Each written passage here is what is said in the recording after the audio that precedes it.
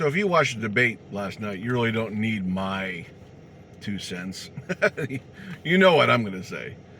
Because we all saw a disaster. We saw a convicted criminal practically win a debate with a sitting U.S. president.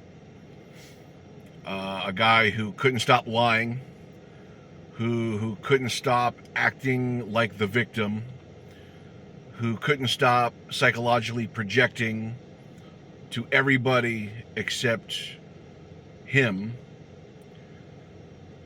just run over President Joe Biden.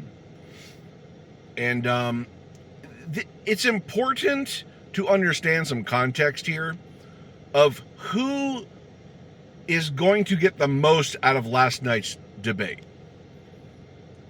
And the answer is the undecided people. Like America is caught in hyper partisanship right now. It's not going to do much. It's not going to move the needle for you or me, who are hardcore political junkies, who are hardcore progressives and or conservatives. It's not going to move the needle, right? For some reason, there are people in America who don't know who to vote for at this point, even though these are the only two people we've been dealing with since 2015 and 2020, respectively. People still can't make up their minds. And I always go back to this poll I read a while ago that said 80% of American voters do not vote along ideological lines. Well, what does that mean? That means they have no core principles. That basically means it's all about, let me hear him out. Make an argument. I don't care if the one guy's a criminal and a fascist. I don't care if the other guy is supporting a genocide. I don't have principles. I'm an American. So I just want to hear an argument, bro. Let me hear him out, bro. That's how vapid America is when it comes to morality, when it comes to just having just basic templates of morality in ideology, in their political lives. They just have to hear an argument and be swayed one way or the other, just blowing in the wind. No principles anchoring anything, apparently. So that debate last night is going to only impact at the voting booth that sliver of undecided people who have no principles, they just want to be convinced through argumentation and through rhetoric, not through facts, not through objectivity, not through being informed. They just want to hear them out, okay? That's the only people that debate and other debates like this are going to impact. Most of us are dug in. You have progressives and liberals on one side, you have old school conservatives and Trump fascists on that side. Most people are dug in, and most of us are going to end up voting for Joe Biden's corpse again, if need be, because once again, we're ideologically dug in, right? We're not going to be swayed by, Trump's lies and projection, and Biden's bumbling forgetfulness and whatever. We already know what these two people are about. And let me get this clear. They're both bad. Biden is a corporate genocide-enabling fascist, okay? On the other side, you have Trump being the same. He's a total corporate fascist all day. On top of that, he has Christo-fascism. So you have Christo-fascism and corporate fascism with Trump, and you have corporate fascism with Joe Biden. Now, he tries to level it off being a pro-union guy, talks out of both sides of his mouth, tries to represent every available position, and I can see that. I can see the duplicity. I can see, the hypocrisy there. But these two sides are dug in, okay? And they're both bad.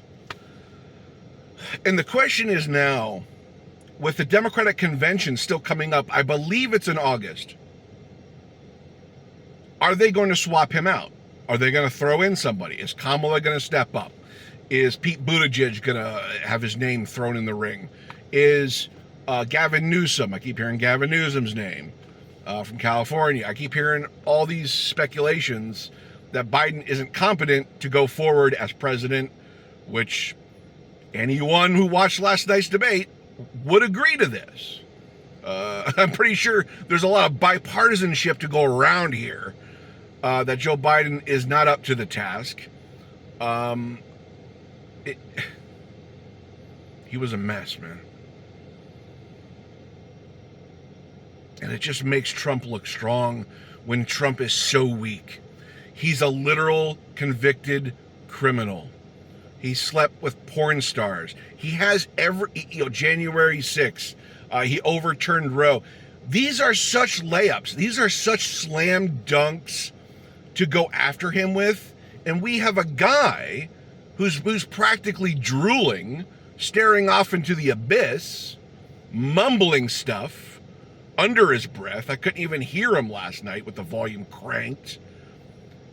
These are such if you cannot beat Donald Trump, you're actively trying to not beat Donald Trump, because this guy has so much baggage that you could use against him simply by pointing it out and having a coherent, cogent argument.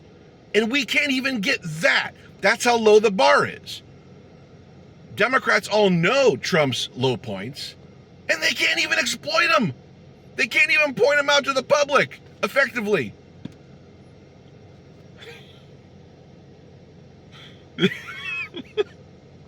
This is such a disaster.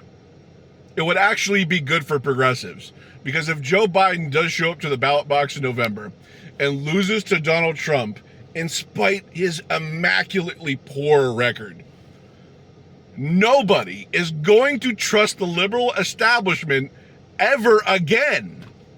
Never, if they lose to Trump.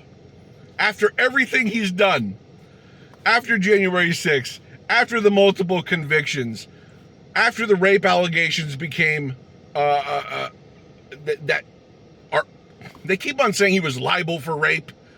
I mean, he just did it. I mean, right? It's just like, I don't understand. I hate the pedantic nature of courts in their language. But this guy is ostensibly a rapist. This guy is a convicted felon. This guy slept with porn stars while his wife was pregnant.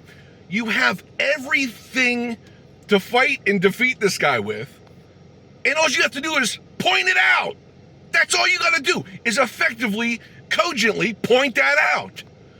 And they can't do it. And if they show up in November and can't do it and lose to Trump, that's the end. No one's going to trust the liberal establishment ever again. We already don't trust them now. What do you think is going to happen after that happens? The most beatable president in U.S. history can beat Joe Biden. What's that going to do to the Democrat Party? It's going to destroy it. So, in a way, okay. I'm kind of cool with that. Because the liberal establishment is garbage, okay? And we need to have progressives rise up, and that would be a rising point for progressives if there's ever going to be another one. Because we obviously see the Sanders revolution as a high water mark that has now receded. And we're looking for our next high water mark, and that would be Joe Biden losing to the most beatable politician in United States political history. It is such a low bar to beat such an awful candidate. For them to fail at this would be the end. It'd probably be the end of a lot of things.